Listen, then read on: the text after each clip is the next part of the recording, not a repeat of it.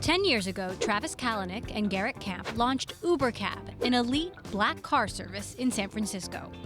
Within 5 years, Uber had a shortened name and had completed 1 billion rides. 2 years later, it was 5 billion, across 600 cities in 70 countries.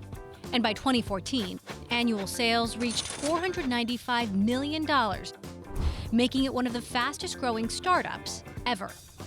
But all that growth came with many challenges. Regulators and taxi drivers fiercely protested international expansion. Reports of physical and sexual assaults raised alarm bells about rider and driver safety.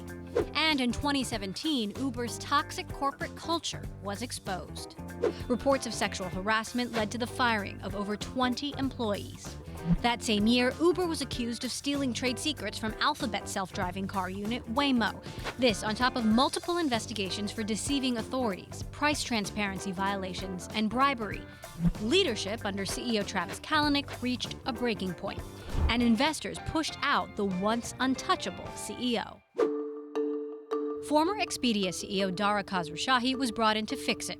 He's hired new management, worked to rebuild trust and reputation, but it hasn't been an entirely smooth ride. In March 2018, Uber's self-driving car pilot was involved in a fatal accident in Arizona.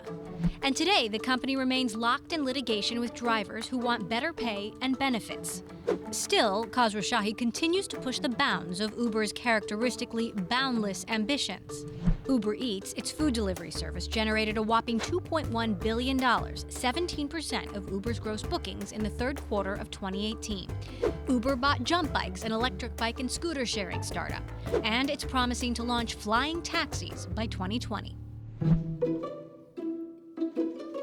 But as Uber spends more to fuel its global expansion, profitability remains a big concern. Entering the public markets could give Uber a rush of new capital.